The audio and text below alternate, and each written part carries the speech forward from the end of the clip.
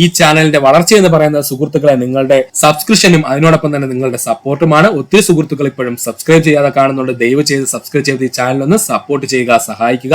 നമസ്കാരം, PSC today YouTube ചാനലിലേക്ക് ഏവർക്കും സ്വാഗതം. നമ്മുടെ LDC 100 Days ചാലഞ്ചിന്റെ ഡേ 7 ആണെന്ന്. ഇന്ന് എന്തൊക്കെയാണ് പഠിക്കാനുള്ളത് നമുക്ക് നോക്കാം. അപ്പോൾ സുഹൃത്തുക്കൾ ശ്രദ്ധിക്കുക, LDC 100 Days ചാലഞ്ചിന്റെ ഡേ 7 ആണ് നമുക്ക് നോക്കാൻ പോകുന്നത്. എന്തൊക്കെയാണ് ഇതിൽ പഠിക്കാനുള്ളത് നമുക്കൊന്ന് നോക്കാം.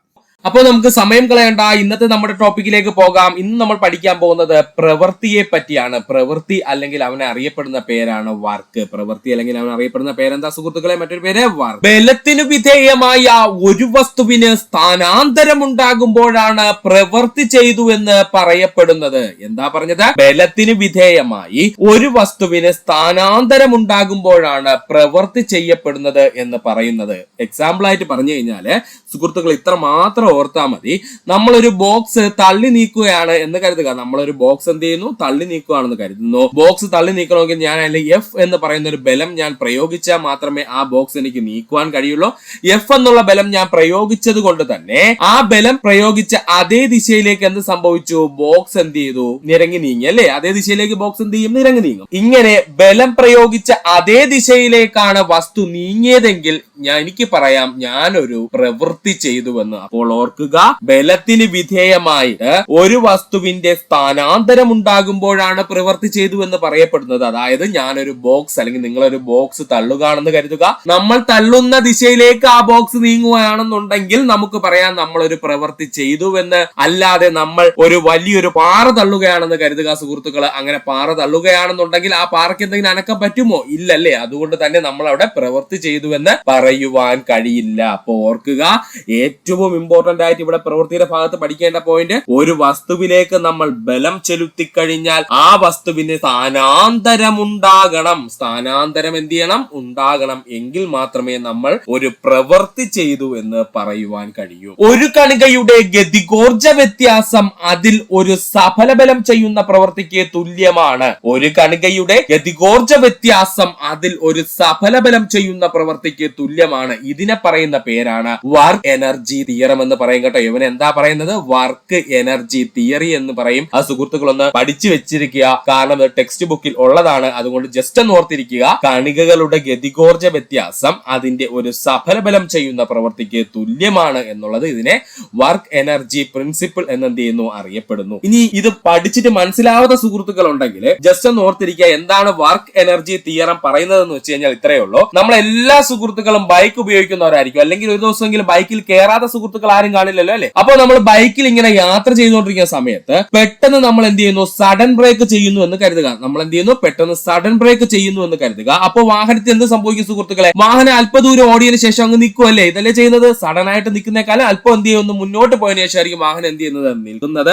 ആ സമയത്ത് എന്താ സംഭവിക്കുന്നതെന്ന് ചോദിച്ചാല് ആ വാഹനത്തിന്റെ ഗതികോർജം കുറയുന്നു. ആ വാഹനത്തിന്റെ ഗതികോർജം എന്ത് ചെയ്യുന്നു? കുറയുന്നു. ഇങ്ങനെ വാഹനത്തിന്റെ ഗതികോർജം കുറയുന്നത് കൊണ്ട് തന്നെ നമ്മൾ അവിടെ ഒരു പ്രവൃത്തി ചെയ്തു എന്ന് നമുക്ക് പറയുവാൻ കഴിയും. അപ്പോൾ വാഹനം പെട്ടെന്നൊന്ന് ബ്രേക്ക് ചെയ്യുന്ന സമയത്ത് വാഹനം അല്പദൂരം പോയതിനു ശേഷം പെട്ടെന്ന് എന്ത് ചെയ്യും? നിൽക്കാൻ ശ്രമിക്കും. ഇങ്ങനെ നിൽക്കുന്നത് കൊണ്ട് തന്നെ ആ വാഹനത്തിന്റെ ഗതികോർജം എന്ത് ചെയ്യുന്നു? കുറയുന്നു. അതുകൊണ്ട് തന്നെ നമ്മൾ എന്ത് ചെയ്യുന്നു? വർക്ക് ചെയ്തതായിട്ട് അല്ലെങ്കിൽ ഒരു പ്രവൃത്തി ചെയ്തതായിട്ട് നമുക്ക് പറയാൻ കഴിയും. അപ്പോൾ സുഹൃത്തുക്കൾ ഈ പോയിന്റ് ഒന്ന് ഓർത്ത് വെച്ചിരിക്കുക. ടെക്സ്റ്റ് ബുക്കിൽ ഇതുപോലെ കൊടുത്തിരിക്കുന്നതാണ്, അതുകൊണ്ടാണ് പഠിക്കേണ്ടത്. ഒരു കണികയുടെ ഗതികോർജ വ്യത്യാസം അതിൽ ഒരു സഫല ബലം ചെയ്യുന്ന പ്രവൃത്തിക്ക് തുല്യമാണ്. ഇത് പഠിക്കാൻ ബുദ്ധിമുട്ടാണെങ്കിൽ ജസ്റ്റ് ഒന്ന് ഓർത്ത് വെച്ചിരിക്കുക സുഹൃത്തുക്കളെ. ഗതികോർജം കൂടിയാൽ എന്താണ്? പ്രവൃത്തി പോസിറ്റീവ് ആകും. ഗതികോർജം കുറഞ്ഞാൽ എന്ത് ചെയ്യും? പ്രവൃത്തി നെഗറ്റീവ് ആകും എന്ന് എന്ത് ചെയ്യുക? ഓർത്ത് വെച്ചിരിക്കുക. അപ്പോൾ ഗതികോർജത്തിൽ വ്യത്യാസം വന്നു കഴിഞ്ഞാൽ അല്ലെങ്കിൽ കൈനറ്റിക് എനർജിയിൽ വ്യത്യാസം വന്നു കഴിഞ്ഞാൽ അവിടെ നമുക്ക് എന്താണ്? പ്രവൃത്തി ചെയ്തു എന്ന് പറയാൻ കഴിയും. പ്രവൃത്തിയുടെ യൂണിറ്റ്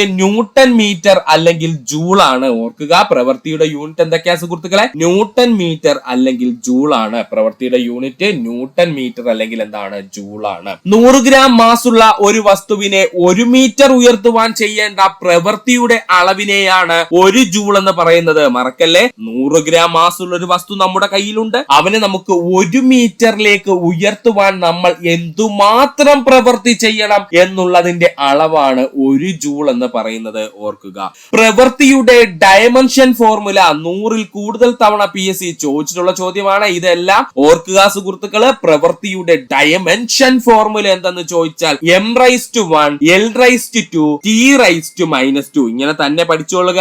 വെറുതെ m എന്ന് ഇട്ട് കഴിഞ്ഞാലും m⁻1 എന്ന് ക്വസ്റ്റ്യൻ പേപ്പറിൽ കണ്ടാലും രണ്ടും ശരിയാണ്, അല്ലെങ്കിൽ രണ്ടും ഈക്വൽ ആണ് എന്ന് സുഹൃത്തുക്കൾ ഓർക്കുക. വെറുതെ m എന്ന് എഴുതിയിരുന്നാലും m⁻1 എന്ന് എഴുതിയിരുന്നാലും രണ്ടും ഈക്വൽ ആണ്, രണ്ടും തുല്യമാണ് എന്ന് സുഹൃത്തുക്കൾ ഓർക്കുക.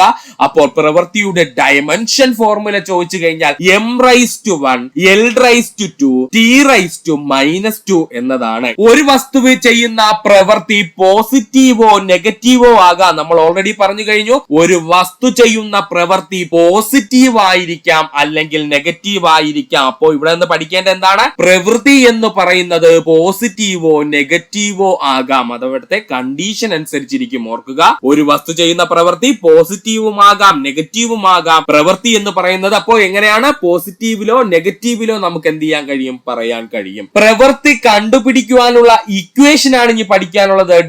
W = F × S ആണ്. W = എന്താണ്? F × S ആണ്. ചില പുസ്തകങ്ങൾ F × D എന്നും പറഞ്ഞിട്ടുണ്ട്. രണ്ടും ഉത്തരം ശരി തന്നെയാണ്. അപ്പൊ സുഹൃത്തുക്കൾ ഓർക്കുക, W = F × S ഉണ്ടോ എന്ന് നോക്കുക, അല്ലെങ്കിൽ W = F × D ഉണ്ടോ എന്ന് നോക്കുക. രണ്ടും ഉത്തരം ശരിയാണ്.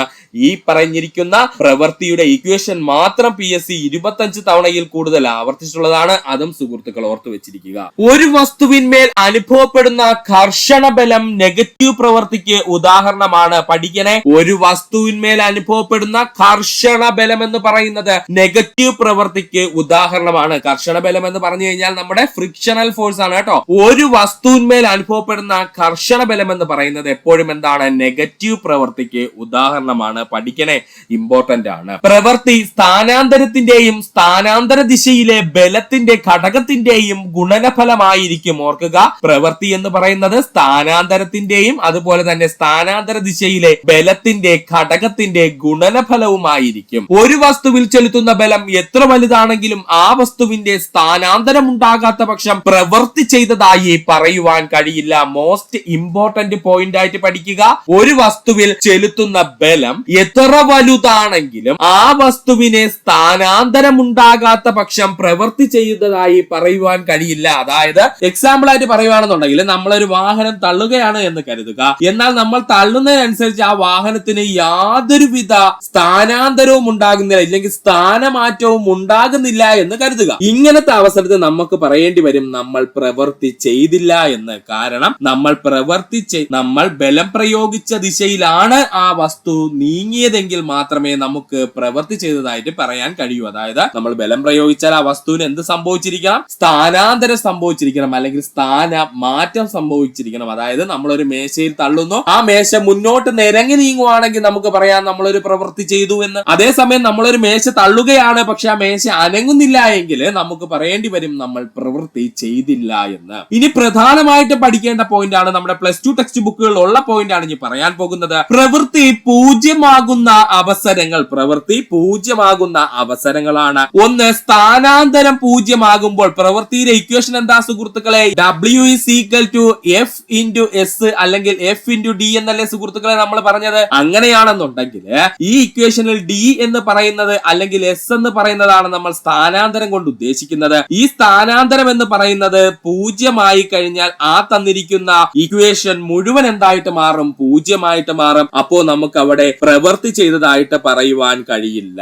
ബലം പൂജ്യമാകുമ്പോൾ എന്ന് പറഞ്ഞു കഴിഞ്ഞാൽ ഈ ഫോഴ്സ് എന്ന് പറയുന്നത് എന്താണ്? പൂജ്യമായി കഴിഞ്ഞാൽ എഗെയിൻ നമ്മുടെ ഇക്വേഷൻ മൊത്തവും എന്തായിട്ട് മാറും സുഹൃത്തുക്കളെ? പൂജ്യമായിട്ട് മാറും. അതുകൊണ്ട് തന്നെ നമ്മൾ അവിടെ പ്രവൃത്തി ചെയ്തതായിട്ട് പറയുവാൻ കഴിയില്ല. ഒന്നുകൂടി പറയാം, ഒരു ടെൻഷനും വേണ്ട, വളരെ ഈസിയാണ്. പ്രവൃത്തി പൂജ്യമാകുന്ന അവസരങ്ങൾ എപ്പോഴൊക്കെ എന്ന് ചോദിച്ചാൽ രണ്ടു പ്രധാനപ്പെട്ട അവസരങ്ങൾ ആദ്യം പഠിച്ചു തീർക്കണം. സ്ഥാനാന്തരം പൂജ്യമാകുമ്പോൾ, അതായത് ഒരു വസ്തുവിലേക്ക് നമ്മൾ ഒരു ബലം പ്രയോഗിച്ചു, ആ വസ്തുവിന് സ്ഥാനമാറ്റം ഉണ്ടായില്ല. സ്ഥാനമാറ്റം ഉണ്ടാകാത്തത് കൊണ്ട് തന്നെ സ്ഥാനാന്തരം എന്തായിട്ട് മാറി? പൂജ്യമായിട്ട് മാറി. അങ്ങനെ പൂജ്യമായിട്ട് സ്ഥാനാന്തരം മാറിയത് കൊണ്ട് തന്നെ ആ ഇക്വേഷൻ മുഴുവൻ പൂജ്യത്തിലേക്ക് എന്ത് ചെയ്തു? ഈക്വൽ ആയി. അതുകൊണ്ട് എന്താണ്? പ്രവൃത്തി ചെയ്തതായിട്ട് നമുക്ക് പറയാൻ കഴിയില്ല. നമ്മൾ യാതൊരു ബലവും പ്രയോഗിച്ചില്ല എങ്കിൽ അവിടെ ബലം എന്ന് പറയുന്നത് പൂജ്യമായിട്ട് മാറും. അങ്ങനെ ആ ഇക്വേഷൻ മുഴുവൻ പൂജ്യമായി പോകുന്നു. അങ്ങനെ പ്രവൃത്തി പൂജ്യമായി, അല്ലെങ്കിൽ പ്രവൃത്തി നമ്മൾ ചെയ്തതായിട്ട് പറയുവാൻ കഴിയില്ല. ഇനി മൂന്നാമത്തതാണ്, ബലവും സ്ഥാനാന്തരവും പരസ്പരം പരസ്പരം ലംബമാവുന്ന അവസരത്തിൽ ബലവും സ്ഥാനാന്തരവും പരസ്പരം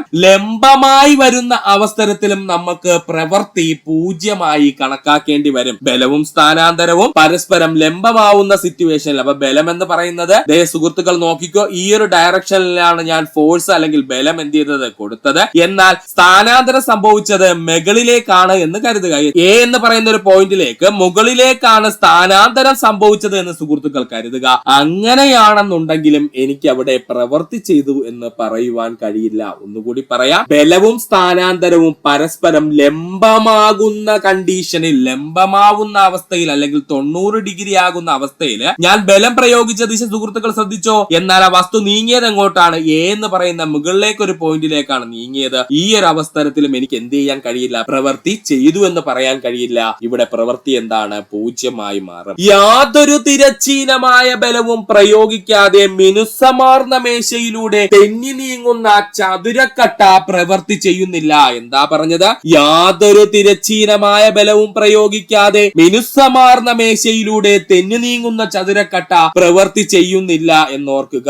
ഇവിടെ എന്താണ് പറഞ്ഞതെന്ന് ചോദിച്ചാൽ, ഇവിടെ ഒരു മേശയുണ്ട്, ആ മേശയുടെ മുകളിൽ ഒരു ചതുരക്കട്ട വെച്ചിട്ടുണ്ട്. എന്നാൽ ഇത് വളരെ മിനുസമാർന്ന ഒരു മേശ ആയതുകൊണ്ട് തന്നെ ചതുരക്കട്ട എന്ത് ചെയ്യുന്നു? താനേ തെന്നി താഴേക്ക് എന്താണ് നീങ്ങുകയാണെന്ന് കരുതുക. ഇവിടെ നമ്മൾ യാതൊരു തര ബലവും എന്ത് ചെയ്തില്ല? കൊടുത്തില്ല ചതുരക്കട്ടയിൽ. എന്നാൽ ചതുരക്കട്ട എന്ത് ചെയ്തു? തെന്നി നീങ്ങി. ഇവിടെ നമുക്ക് എന്താണ്? പ്രവൃത്തി ചെയ്തതായിട്ട് പറയുവാൻ കഴിയില്ല. ഇനി നമുക്ക് നോക്കുവാനുള്ളത് പ്രവൃത്തി പൂജ്യമാകുന്ന അവസരങ്ങളാണ്. ഇനി നമുക്ക് നോക്കാനുള്ള എന്താ സുഹൃത്തുക്കളെ? പ്രവൃത്തി എന്ന് പറയുന്നത് പൂജ്യമാകുന്ന അവസരങ്ങൾ, അല്ലെങ്കിൽ W എന്ന് പറയുന്ന സാധനം പൂജ്യമാകുന്ന അവസരമാണ് നമുക്ക് ഇനി നോക്കാനുള്ളത്. സ്ഥാനാന്തരം പൂജ്യമാകുമ്പോൾ നമുക്ക് പ്രവൃത്തിയുടെ ഇക്വേഷൻ അറിയാം. W=F × D ആണ് പ്രവൃത്തിയുടെ ഇക്വേഷൻ എന്ന് പറയുന്നത്. ഇതിൽ സ്ഥാനാന്തരം എന്ന് പറയുന്ന D എന്ത് ചെയ്യുന്നു? പൂജ്യമാകുകയാണ് എന്ന് കരുതുക. സ്ഥാനാന്തരം എന്ന് പറയുന്ന D പൂജ്യമാകുന്നു എന്ന് കരുതുക. അങ്ങനെയാണെങ്കിൽ ഈ എൻറ്റയർ ഇക്വേഷൻ എന്തായിട്ട് മാറും? പൂജ്യമായിട്ട് മാറും. അപ്പോ നമുക്ക് പറയേണ്ടി വരും നമ്മൾ പ്രവൃത്തി ചെയ്തില്ല എന്ന്. അല്ലെങ്കിൽ സിമ്പിൾ ആയിട്ട് പറഞ്ഞു കഴിഞ്ഞാല്, നമ്മളൊരു ഭാരമുള്ള വസ്തു തള്ളുവാൻ ശ്രമിക്കുന്നു എന്ന് കരുതുക.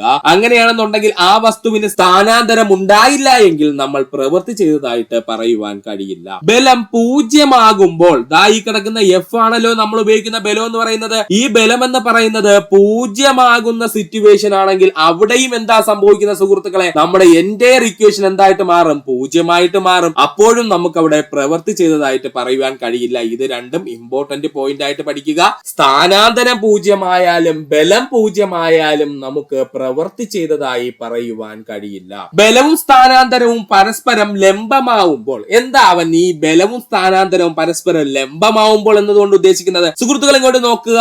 ഞാൻ F എന്ന് പറഞ്ഞ ഒരു ബലം ദാ ഈ ഒരു ഡയറക്ഷനിൽ എന്ത് ചെയ്തു? കൊടുത്തു. എന്നാൽ എന്റെ വസ്തു എന്ത് ചെയ്തു? മൂവ് ചെയ്തത്, അല്ലെങ്കിൽ എന്റെ വസ്തുവിന് സ്ഥാനാന്തരം സംഭവിച്ചത് എങ്ങോട്ടെന്ന് ചോദിച്ചു കഴിഞ്ഞാൽ നേരെ മുകളിലോട്ടാണ് എന്ന് കരുതുക. എ എന്ന് പറയുന്ന ഒരു പോയിന്റ്, അല്ലെങ്കിൽ വലത്തോട്ടോ ഇടത്തോട്ടോ ഏതെങ്കിലും എ എന്ന് പറയുന്ന ഒരു പോയിന്റിലേക്കാണ് എന്ത് ചെയ്തത്? എന്റെ വസ്തു എന്ത് ചെയ്തത്? മൂവ് ചെയ്തത്. അങ്ങനെയാണെന്നുണ്ടെങ്കിലും എനിക്ക് പ്രവൃത്തി ചെയ്തതായിട്ട് പറയുവാൻ കഴിയില്ല. ഒന്നുകൂടി പറയാം, ഞാൻ എ എന്ന് പറഞ്ഞിട്ട് ഒരു ബോൾ എന്ത് ചെയ്യുന്നു? തള്ളുന്നു. എന്നാൽ ഞാൻ എ എന്ന് പറയുന്ന ബോൾ തള്ളിയ സമയത്ത് ആ ബോൾ മുകളിലേക്കാണ് പോയത് എന്ന് കരുതുക. ആ ബോളിന് ഞാൻ തള്ളിയപ്പോ ബോൾ എന്ത് ചെയ്തു സുഹൃത്തുക്കളെ? മുകളിലേക്കാണ് എന്ത് ചെയ്തത്? പോയത്. അങ്ങനെ ഞാൻ പ്രവൃത്തി ചെയ്തതായിട്ട് പറയുവാൻ കഴിയില്ല. അപ്പോ ബലവും സ്ഥാനാന്തരവും പരസ്പരം ലംബമായി വരുമ്പോൾ, അല്ലെങ്കിൽ 90 ഡിഗ്രി ആവുമ്പോൾ, 90 ഡിഗ്രി ആകുമ്പോൾ നമ്മൾ പ്രവൃത്തി ചെയ്തതായിട്ട് പറയുവാൻ കഴിയില്ല.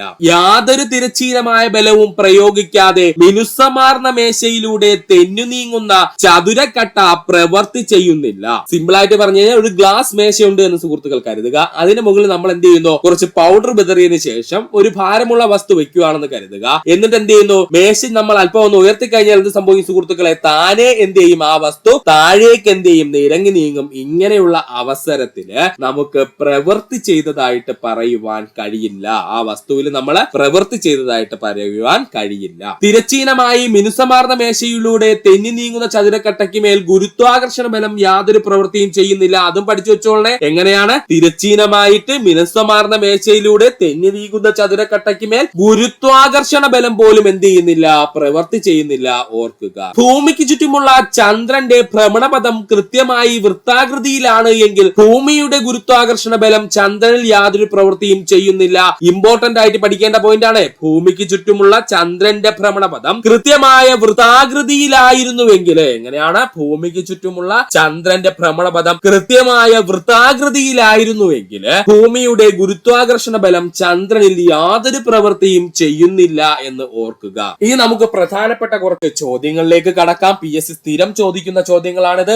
സുഹൃത്തുക്കൾ ശ്രദ്ധിച്ചിരിക്കുക. ഇവയെല്ലാം PSC റിപ്പീറ്റ് ആയി ചോദിച്ചുകൊണ്ടിരിക്കുന്നവയാണ്. അതുകൊണ്ട് തന്നെ പ്രവൃത്തി എന്ന് പറഞ്ഞ മേഖലയിൽ മേൽപ്പറഞ്ഞ ഏതെങ്കിലും ഭാഗം സുഹൃത്തുക്കൾക്ക് ബുദ്ധിമുട്ടാണ് എന്നുണ്ടെങ്കിലും ഈ പറയുന്ന ക്വസ്റ്റ്യൻസ് എങ്കിലും സുഹൃത്തുക്കൾ ഒന്ന് വർക്ക്ഔട്ട് ചെയ്യാൻ ശ്രമിക്കുക. നമുക്ക് ചോദ്യങ്ങളിലേക്ക് പോകാം. താഴെ പറയുന്നവയിൽ പ്രവൃത്തിയുടെ യൂണിറ്റ് ഏതാണ്? 100-ൽ കൂടുതൽ തവണ PSC പ്രീവിയസ് ആയി ചോദിച്ച ചോദ്യമാണ്. താഴെ പറയുന്നവയിൽ പ്രവൃത്തിയുടെ യൂണിറ്റ് ഏതാണ്? ഓപ്ഷൻ എയിൽ കിടക്കുന്നു joule, option b metre per second, option c ohm, option d എന്താണ് CD. അപ്പൊ ഉത്തരം എന്താ സുഹൃത്ത്? അപ്പൊ നമുക്കറിയാം പ്രവൃത്തിയുടെ യൂണിറ്റ് എന്ന് പറയുന്നത് ജൂള് അല്ലെങ്കിൽ ന്യൂട്ടൺ മീറ്റർ ആണ്. ഇത് രണ്ടും മാത്രമേ ഉള്ളൂ പ്രവൃത്തിയുടെ യൂണിറ്റ് എന്ന് പറയുന്നത്. അതുകൊണ്ട് ഇത് രണ്ടും സുഹൃത്തുക്കൾ പഠിച്ചു വെച്ചിരിക്കുക. ഇത് രണ്ടും PSC 100-ൽ കൂടുതൽ തവണ ചോദിച്ച ചോദ്യമാണ്. അപ്പൊ താഴെ പറയുന്നതിൽ പ്രവൃത്തിയുടെ യൂണിറ്റ് എന്ന് ചോദിച്ചാൽ ഓപ്ഷനകത്ത് ജൂൾ ഉണ്ടോ എന്ന് നോക്കുക. ജൂൾ ആയിരിക്കും ഏറ്റവും കൂടുതൽ PSC ഉത്തരമായി നൽകുന്നത്. അതില്ലെന്നുണ്ടെങ്കിൽ ന്യൂട്ടൺ മീറ്റർ ഉണ്ടോ എന്ന് നോക്കുക. അതില്ലെന്നുണ്ടെങ്കിൽ ന്യൂട്ടൺ മീറ്റർ ഉണ്ടോ എന്ന് നോക്കുക. താഴെ പറയുന്നവയിൽ പ്രവൃത്തിയുമായി ബന്ധപ്പെട്ട ശരിയായ പ്രസ്താവന ഏതാണ്? താഴെ പറയുന്നവയിൽ പ്രവൃത്തിയുമായി ബന്ധപ്പെട്ട ശരിയായ പ്രസ്താവന ഏത് എന്ന് കണ്ടെത്തണം. പ്രവൃത്തി ഒരു അദിശ അളവാണ്, അതായത് ദിശയില്ലാത്ത അളവാണ് പ്രവൃത്തി എന്ന് പറയുന്നത്. ശരിയാണ് കേട്ടോ. പ്രവൃത്തിക്ക് എന്തില്ല? ദിശയില്ല എന്ന് ഓർക്കുക. പ്രവൃത്തി ഒരു അദിശ അളവാണ് അല്ലെങ്കിൽ ഒരു സ്കെയിലാർ ക്വാണ്ടിറ്റി ആണ് എന്ന് ഓർക്കുക. പ്രവൃത്തിക്ക് എന്തില്ല?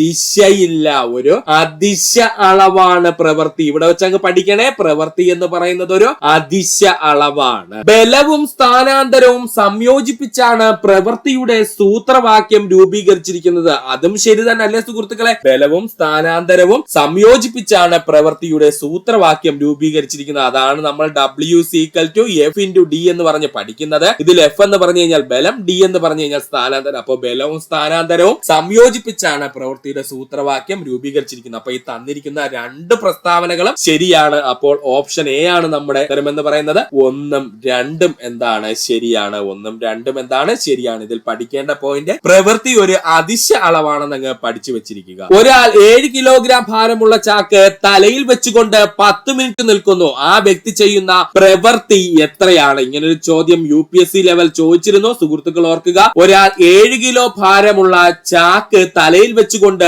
10 മിനിറ്റ് നിൽക്കുകയാണെന്ന് കരുതുക. ആ വ്യക്തി ചെയ്യുന്ന പ്രവൃത്തി എന്താണെന്ന് ചോദിച്ചാൽ സുഹൃത്തുക്കൾ ഓർത്തു വെച്ചോളണേ, 0ആണ്. എന്താണ്? 0ആണ്.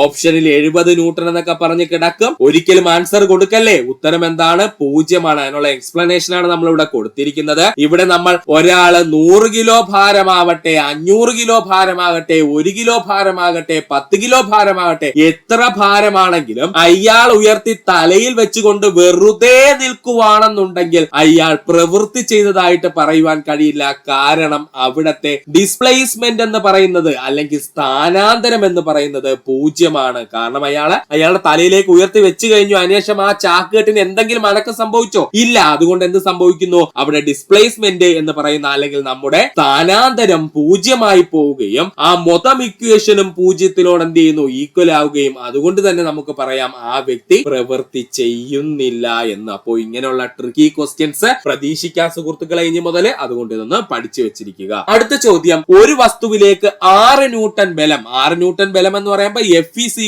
എത്രയാണ്? നമുക്ക് 6 ന്യൂട്ടൺ എന്ന് ലഭിച്ചു. 7 മീറ്റർ സ്ഥാനാന്തരം സംഭവിച്ചു. 6 ന്യൂട്ടൺ ബലം പ്രയോഗിച്ചപ്പോൾ ആ വസ്തു നിരങ്ങി എത്ര മീറ്റർ പോയി സുഹൃത്തുക്കളെ? 7 മീറ്റർ പോയി. അതുകൊണ്ട് തന്നെ സ്ഥാനാന്തരം D എന്ന് പറയുന്നത് എത്രയാണ്? 7 മീറ്റർ ആണ് നമുക്ക് കിട്ടി. ഇനി എന്താ പറഞ്ഞിരിക്കുന്നത്? പ്രവൃത്തി കാണുവാനാണ്. പ്രവൃത്തി കാണുവാനുള്ള ഇക്വേഷൻ നമുക്ക് എല്ലാവർക്കും അറിയാം. W=F × D. അതിനകത്ത് F എന്ന് പറഞ്ഞു കഴിഞ്ഞാൽ 6, D എന്ന് പറഞ്ഞു കഴിഞ്ഞാൽ 7. 6 എത്രയാ സുഹൃത്തുക്കളെ? 42 ജൂള്. 6 42 ജൂള്. ഏകദേശം 50ഓളം PSC ക്വസ്റ്റ്യൻസിൽ ഇതേ മോഡലുള്ള ചോദ്യങ്ങൾ കണ്ടിരുന്നു. അതുകൊണ്ട് സുഹൃത്തുക്കൾ ഇങ്ങനെയുള്ള ചോദ്യങ്ങൾ കിട്ടിയാൽ കൃത്യമായി ആൻസർ ചെയ്യാൻ ശ്രമിക്കുക. W=F × D എന്നൊരു ഒറ്റ ഇക്വേഷൻ പഠിച്ചാൽ മതി. അത്യാവശ്യം നമ്മുടെ LD ലെവലില് ഈ ഭാഗത്ത് നിന്ന് ചോദിക്കുന്ന ചോദ്യങ്ങൾക്കെല്ലാം ഉത്തരം ലഭിക്കുന്നതാണ്. അടുത്ത ചോദ്യത്തിലേക്ക് നമുക്ക് കടക്കാം. ശ്രദ്ധിച്ചിരിക്കുക സുഹൃത്തുക്കൾ, ചെറിയൊരു വ്യത്യാസമുണ്ട് ഇവിടെ. അതുകൊണ്ട് വ്യക്തമായി ശ്രദ്ധിച്ചിരിക്കുക സുഹൃത്തുക്കൾ. 40 കിലോഗ്രാം ഭാരമുള്ള ഒരു വസ്തു തറയിൽ നിന്നും 5 മീറ്റർ ഉയരത്തിലേക്ക് ഉയർത്തി വെക്കുന്നു. ഗുരുത്വാകർഷണ ബലത്തിന് എതിരെ പ്രയോഗിക്കുന്ന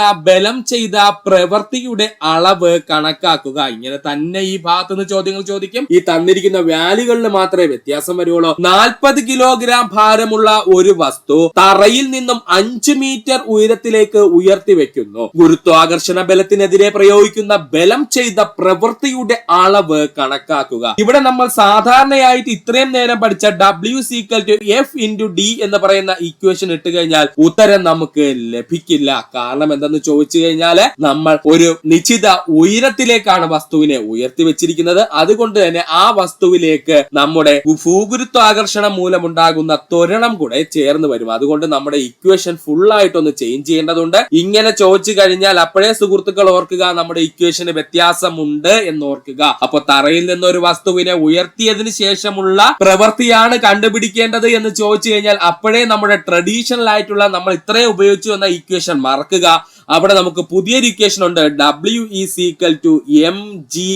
എന്ന് പറയുന്ന ഇക്വേഷനിലേക്ക് നമ്മൾ മാറണം. ഇതിൽ m എന്ന് പറഞ്ഞു കഴിഞ്ഞാൽ മാസാണ്, g എന്ന് പറഞ്ഞു കഴിഞ്ഞാൽ ഭൂഗുരുത്വാകർഷണം മൂലമുള്ള ത്വരണമാണ്, അതുപോലെ h എന്ന് പറഞ്ഞു കഴിഞ്ഞാൽ എത്രയാണോ നമ്മൾ ഉയർത്തിയ ഉയരം ആ ഹൈറ്റുമാണ്. ഓർക്കുക സുഹൃത്തുക്കളെ. അപ്പോ തറയിൽ നിന്നൊരു വസ്തുവിനെ നിശ്ചിത ഉയരത്തിലേക്ക് ഉയർത്തി വെച്ചിരിക്കുന്നു. ആ ഉയർത്തി വെക്കുന്നതിന് വേണ്ടിയിട്ട് ബലം ചെയ്ത പ്രവൃത്തിയുടെ അളവ് അല്ലെങ്കിൽ പ്രവൃത്തിയുടെ അളവ് എത്രയാണെന്നൊക്കെ ചോദിച്ചു കഴിഞ്ഞാൽ അപ്പോഴേ സുഹൃത്തുക്കൾ ആലോചിച്ചു കൊള്ളുക നമ്മുടെ ഇക്വേഷന് വ്യത്യാസം വന്നിരിക്കുന്നു. അപ്പോൾ പുതിയ ഇക്വേഷൻ എന്താ സുഹൃത്തുക്കളെ? W=mgh എന്നാണ്. ഇതിൽ m എന്ന് പറഞ്ഞു കഴിഞ്ഞാൽ ഞാൻ പറഞ്ഞു മാസ് ആണ് സുഹൃത്തുക്കളോട് പറഞ്ഞു. g എന്ന് പറഞ്ഞു കഴിഞ്ഞാൽ ഭൂഗുരുത്വാകർഷണം മൂലമുണ്ടാകുന്ന ത്വരണമാണ്. ഇവിടെ നമുക്കൊരു ചെറിയ വ്യത്യാസം പഠിക്കാനുണ്ട്. നമ്മൾ എപ്പോഴും ജിയുടെ വാല്യൂ 9.81 എന്നാണ് പഠിച്ചു വെച്ചിരിക്കുന്നത് അല്ലെ. 80.81 എന്നാണ് നമ്മൾ പഠിച്ചു വെച്ചിരിക്കുന്നത്. എന്നാൽ ഒരു PSC പോലുള്ള കോമ്പറ്റീറ്റീവ് എക്സാമിന് നമുക്ക് ഇങ്ങനെ ഒരു വാല്യൂ ഇട്ട് കാൽക്കുലേഷൻ ചെയ്യുമ്പോൾ കാൽക്കുലേഷൻ കോംപ്ലിക്കേറ്റഡ് ആകുമെന്ന് PSCക്കും അറിയാം. അതുകൊണ്ട് ഈ ജിയുടെ വാല്യൂ നമുക്ക് പ്രോബ്ലം ചെയ്യുന്നതിന് വേണ്ടി മാത്രം 10 m/s² എന്ന് എടുക്കാം. പ്രശ്നമില്ല, മറക്കരുത്. ഈ പറഞ്ഞ പോയിന്റ് സുഹൃത്തുക്കൾ ഓർക്കുക. ഭൂഗുരുത്വാകർഷണം മൂലമുണ്ടാകുന്ന ത്വരണത്തെ നമ്മൾ ജി എന്ന് വിളിക്കുന്നു. ഈ ജിയുടെ വാല്യൂ കൃത്യമായി പറഞ്ഞു കഴിഞ്ഞാൽ 9.81 ആണ്. എന്നാൽ നമ്മുടെ കോമ്പറ്റീറ്റീവ് ലെവൽ എക്സാമുകളിൽ ഈ 9.81 എന്ന് പറയുന്ന വാല്യൂ ആഡ് ചെയ്തുകൊണ്ട് നമ്മൾ കാൽക്കുലേഷൻ ചെയ്താൽ അത് കോംപ്ലിക്കേഷൻ ആവുമെന്നുള്ളത് PSCക്ക് മാത്രമല്ല കോമ്പറ്റീറ്റീവ് ലെവൽ എക്സാം ചെയ്യുന്ന എല്ലാവർക്കും അറിയാം. അതുകൊണ്ട് തന്നെ നമ്മൾ അതിനെ 10 എന്നുള്ള റൗണ്ട് വാല്യൂയിലേക്ക് എന്ത് ചെയ്യുന്നു, മാറ്റുന്നു. ഇങ്ങനെ ഇട്ട് കാൽക്കുലേഷൻ ചെയ്യാൻ ശ്രമിക്കുക സുഹൃത്തുക്കൾ. അപ്പോൾ തന്നെ ആൻസർ നമുക്ക് ഡയറക്റ്റ് ലഭിക്കും. അല്ലാതെ 9.81 ഇട്ട് ടൈം കളയരുത് സുഹൃത്തുക്കൾ. ഇവിടുത്തെ കണക്ക് നമുക്ക് ചെയ്തു നോക്കാം. 40 കിലോഗ്രാം ഭാരമുള്ള ഒരു വസ്തുവാണ് നമ്മുടെ കയ്യിൽ ഇരിക്കുന്നത്. ആ വസ്തുവിനെ എത്ര ഉയരത്തിലേക്കാണ് ഉയർത്തി വെച്ചിരിക്കുന്നത് സുഹൃത്തുക്കളെ? 5 മീറ്റർ ഉയരത്തിലേക്ക് എന്ത് ചെയ്യുന്നു, തറയിൽ നിന്ന് 5 മീറ്റർ ഉയരത്തിലേക്ക് ഉയർത്തി വെച്ചിരിക്കുന്നു. അങ്ങനെയാണെന്നുണ്ടെങ്കിൽ ഇങ്ങനെ ഉയർത്തി വെക്കുന്നതിന് വേണ്ടി ബലം ഒരു പ്രവൃത്തി ചെയ്യണം. ആ പ്രവൃത്തിയുടെ അളവ് എത്രയാണെന്നാണ് ചോദിച്ചിരിക്കുന്നത്. ഓക്കെ, അപ്പൊ നമ്മുടെ ഇക്വേഷനിലേക്ക് നമുക്ക് ഇടാം. m നമുക്ക് കിട്ടിയ എത്രയാണ്? 40. g ഞാൻ പറഞ്ഞു സുഹൃത്തുക്കളെ 10 ആയിട്ട് തന്നെ എടുത്തോളുക, ഇല്ലെങ്കിൽ കൺഫ്യൂഷൻ ആകും. 10 എന്ന് എടുത്തോ. അതിനോടൊപ്പം തന്നെ h ന്റെ വാല്യൂ എത്രയാണ്? 5 ആണ്. സോ നമ്മുടെ ഉത്തരം എത്രയായിട്ട് വന്നു? 2000 ജൂള് എന്ന് നമുക്ക് ലഭിച്ചു അല്ലെ. 2000 ജൂള് 400 ഗുണം 5 എത്രയാണ്? 2000 ആണ്. അപ്പോ 2000 ജൂളാണ് നമ്മുടെ ഉത്തരം എന്ന് പറയുന്നത്. ഇവിടെ നമ്മൾ ശ്രദ്ധിക്കേണ്ട പോയിന്റ്, നമുക്ക് ഉത്തരം ലഭിച്ചു കഴിഞ്ഞാലും നമ്മൾ ഓപ്ഷൻ വ്യക്തമായി വായിച്ചിട്ട് വേണം ഉത്തരം നൽകാൻ. കാരണം ഇവിടെ ഓപ്ഷൻ കിടക്കുന്നത് കണ്ടോ, ഇത് ചോദിച്ച ചോദ്യമാണ്. 2000 ജൂള്, 200 ജൂള്, 20000 ജൂള്, 20 ജൂള്. പെട്ടെന്ന് നമ്മൾ ആൻസർ ചെയ്യുമ്പോൾ തെറ്റരുത്. അതുകൊണ്ട് കൃത്യമായി ഓപ്ഷൻ എന്താണ്? 2000 ജൂള്. അത് തന്നെ ആൻസർ ചെയ്യുക. അപ്പോൾ നമ്മൾ പ്രോബ്ലം ചെയ്താൽ മാത്രം പോരാ, നമ്മുടെ ഓപ്ഷൻ വ്യക്തമായിട്ട് വായിച്ച് ഏത് ഓപ്ഷനിലാണ് നമ്മുടെ ഉത്തരം കിടക്കുന്നതെന്നൂടെ ശ്രദ്ധിക്കുക. PSC അങ്ങനെയും ട്രിക്ക് ചെയ്തിട്ടുണ്ട്. അടുത്തതൊരു പ്രസ്താവനയാണ് പറഞ്ഞിരിക്കുന്നത്. താഴെ പറയുന്ന പ്രസ്താവനയിൽ ശരിയായത് തിരഞ്ഞെടുത്ത് എഴുതുക. ഒന്നാമത്തെ പ്രസ്താവന പറഞ്ഞിരിക്കുന്നു, ഞെട്ടു വീഴുന്ന മാങ്ങയിൽ ഭൂഗുരുത്വാകർഷണ ബലം ചെയ്യുന്ന പ്രവൃത്തി പോസിറ്റീവ് ആയിരിക്കും. ഓക്കെ, സേഫ്റ്റി റോപ്പ് പൊട്ടി താഴേക്ക് പതിക്കുന്ന ലിഫ്റ്റിൽ ഭൂഗുരുത്വാകർഷണ ബലം ചെയ്യുന്ന പ്രവൃത്തി നെഗറ്റീവ് ആയിരിക്കും. മൂന്നാമത് പറഞ്ഞിരിക്കുന്ന പ്രസ്താവന, കർഷണം ചെയ്യുന്ന പ്രവൃത്തി നെഗറ്റീവ് ആയിരിക്കും. നാലാമതായി പറഞ്ഞിരിക്കുന്നു, ഏകീകൃതമായ വൃത്താകൃതിയിൽ സഞ്ചരിക്കുന്ന ഒരു വസ്തുവിൽ ബലം ചെയ്യുന്ന പ്രവൃത്തി 0 ആയിരിക്കും. ഇത്രയുമാണ് നമ്മുടെ പ്രസ്താവനകളായിട്ട് പറഞ്ഞിരിക്കുന്നത്. ഇതില് ഏതൊക്കെയാണ് ശരി ഏതൊക്കെയാണ് തെറ്റ് എന്ന് നമുക്കൊന്ന് നോക്കാം. ഞെട്ടറ്റു വീഴുന്ന മാങ്ങയിൽ ഭൂഗുരുത്വാകർഷണ ബലം ചെയ്യുന്ന പ്രവൃത്തി പോസിറ്റീവ് ആയിരിക്കും. ഇത് ശരിയാണ് കേട്ടോ. ഞെട്ടറ്റു വീഴുന്ന മാങ്ങയിൽ ഭൂഗുരുത്വാകർഷണം ചെയ്യുന്ന പ്രവൃത്തി എന്തായിരിക്കും? പോസിറ്റീവ് ആയിരിക്കും. സേഫ്റ്റി റോപ്പ് പൊട്ടി താഴേക്ക് പതിക്കുന്ന ലിഫ്റ്റിൽ ഭൂഗുരുത്വാകർഷണ ബലം ചെയ്യുന്ന പ്രവൃത്തി നെഗറ്റീവ് ആയിരിക്കും. ഇത് തെറ്റാണ് കേട്ടോ. ഈ പറഞ്ഞിരിക്കുന്ന പ്രസ്താവന തെറ്റാണ്. കാരണം ഞെട്ടറ്റു വീഴുന്ന മാങ്ങയായാലും സേഫ്റ്റി റോപ്പ് പൊട്ടി താഴേക്ക് പതിക്കുന്ന ലിഫ്റ്റ് ആയാലും നമ്മൾ ഫിസിക്സ് വെച്ച് പറയുവാണെന്നുണ്ടെങ്കിൽ അതൊരു ഫ്രീ ഫോളിംഗ് ബോഡി ആയിട്ടാണ് കരുതപ്പെടുന്നത്. അതുകൊണ്ട് തന്നെ ഫ്രീ ഫോളിംഗ് ആയിട്ടുള്ള ബോഡികളിൽ ഭൂഗുരുത്വാകർഷണ ബലം ചെയ്യുന്ന പ്രവൃത്തി എപ്പോഴും എന്തായിരിക്കും? പോസിറ്റീവ് ആയിരിക്കും. ആൾവേസ് എന്തായിരിക്കും? അവൻ പോസിറ്റീവ് ആയിരിക്കും. ഒന്നും കൂടി പറയാം, ഞെട്ടറ്റു വീഴുന്ന മാങ്ങയായാലും സേഫ്റ്റി റോപ്പ് പൊട്ടി താഴേക്ക് പതിക്കുന്ന ലിഫ്റ്റ് ആയാലും ഫിസിക്സ് വെച്ച് നമ്മൾ പറയുവാണെങ്കിൽ അതിനെ ഫ്രീ ഫോളിംഗ് ബോഡി എന്ന് നമ്മൾ പറയും. ഇങ്ങനെ ഫ്രീ ഫോൾ ആയിട്ട് വീഴുന്ന ബോഡിയിൽ ആക്ട് ചെയ്യുന്ന ഭൂഗുരുത്വാകർഷണ ബലം എപ്പോഴും പോസിറ്റീവ് ആയിരിക്കും എന്നങ്ങ് പഠിച്ചു വെച്ചിരിക്കുക. ഇനി ഇത് പഠിക്കാൻ ബുദ്ധിമുട്ടാണെങ്കിൽ സേഫ്റ്റി റോപ്പ് പൊട്ടി താഴേക്ക് പതിക്കുന്ന ലിഫ്റ്റും ഞെട്ടറ്റ് വീഴുന്ന മാങ്ങയിലും ഭൂഗുരുത്വാകർഷണ ബലം ചെയ്യുന്ന പ്രവൃത്തി പോസിറ്റീവ് ആയിരിക്കും. എന്നാൽ ഇവിടുത്തെ നമ്മുടെ പ്രസ്താവനയിൽ നെഗറ്റീവ് ആണെന്നാണ് പറഞ്ഞേക്കുന്നത്. അതുകൊണ്ട് രണ്ടാമത്തെ പ്രസ്താവന നമുക്ക് തെറ്റാണെന്ന് പറയാം. കർഷണ ബലം ചെയ്യുന്ന പ്രവൃത്തി നെഗറ്റീവ് ആയിരിക്കും. ഓൾറെഡി നമ്മുടെ ക്ലാസ്സിൽ പറഞ്ഞു കഴിഞ്ഞു, കർഷണ ബലം ചെയ്യുന്ന പ്രവൃത്തി നെഗറ്റീവ് ആയിരിക്കും. അപ്പോൾ ആ ഓപ്ഷൻ എന്താണ്? ശരിയാണ്. ഏകീകൃതമായ വൃത്താകൃതിയിൽ സഞ്ചരിക്കുന്ന ഒരു വസ്തുവിൽ ബലം ചെയ്യുന്ന പ്രവൃത്തി 0 ആയിരിക്കും. ഉത്തരം ശരിയാണ്. ഏകീകൃതമായി വൃത്താകൃതിയിൽ സഞ്ചരിക്കുന്ന ഒരു വസ്തുവില് ബലം ചെയ്യുന്ന പ്രവൃത്തി 0 ആയിരിക്കും. അതുകൊണ്ടാണ് നമ്മൾ പറഞ്ഞത് ത്രാകാര പാതയിലാണ് സഞ്ചരിക്കുന്നതെങ്കിൽ അവിടെ ഭൂമിയുടെ ഭൂഗുരുത്വാകർഷണ ബലം ചെയ്യുന്ന പ്രവൃത്തി 0 എന്ന് പറയുന്നതിന് കാരണം എന്തെന്ന് ചോദിച്ചാല് ഇതാണ്. അപ്പോ ഏകീകൃതമായ വൃത്താകൃതി, കൃത്യമായ ഒരു വൃത്താകൃതിയിലൂടെ സഞ്ചരിക്കുന്ന ഒരു വസ്തുവിന്മേൽ ബലം ചെയ്യുന്ന പ്രവൃത്തി എപ്പോഴും എന്തായിരിക്കും? 0 ആയിരിക്കും. അതുകൊണ്ടാണ് നമ്മൾ പറഞ്ഞത് ഭൂമിക്ക് ചുറ്റും ചന്ദ്രൻ കറങ്ങുന്നത് കൃത്യമൊരു വൃത്താകൃതിയിലാണെങ്കിൽ, കൃത്യമായ ഒരു വൃത്തപാതയിലാണ് എങ്കിൽ ഭൂമി ചന്ദ്രനെ ഏൽപ്പിക്കുന്ന ഭൂഗുരുത്വാകർഷണ ബലം ചെയ്യുന്ന പ്രവൃത്തി എന്താണെന്ന് പറയും? 0 എന്ന് പറയും. അപ്പോ നമ്മുടെ ഇവിടുത്തെ ആൻസർ ശരി എന്താണ്? 1, 3, 4 ശരിയായിട്ടുള്ള ഉത്തരം. അപ്പൊ ഓപ്ഷൻ ഡി ആണ് റൈറ്റ് ആൻസർ. 1, 3, 4 ഇവിടെ ശരിയാണ്. ഇവിടെ തെറ്റാരാണ് സുഹൃത്തുക്കളെ? ആ സേഫ്റ്റി റോപ്പിന്റെ കേസ് മാത്രമേ തെറ്റായിട്ട് വന്നുള്ളൂ. അപ്പൊ ഇങ്ങനെയുള്ള പോയിന്റ്സുകൾ സുഹൃത്തുക്കൾ പഠിക്കുക. ഇങ്ങനെയുള്ള ക്വസ്റ്റ്യൻസ് കൃത്യമായി ചോദിക്കുന്നത് ടെക്സ്റ്റ് ബുക്കിലുള്ള ക്വസ്റ്റ്യൻ ആണ്. അതുകൊണ്ട് വ്യക്തമായിട്ട് സുഹൃത്തുക്കൾ പഠിക്കുക. അടുത്തതായിട്ട് നമുക്ക് നോക്കാനുള്ളതാണ് പ്രകാശ സംശ്ലേഷണ സമയത്ത് സസ്യ ഇലകളിൽ നടക്കുന്ന പ്രവൃത്തി എന്താണെന്നുള്ളത്. ഇത് UPSC ലെവൽ ഒരിക്കൽ ചോദിച്ചതാണ്. അതുകൊണ്ടാണ് എടുത്തിട്ട് സുഹൃത്തുക്കൾ ഓർക്കുക.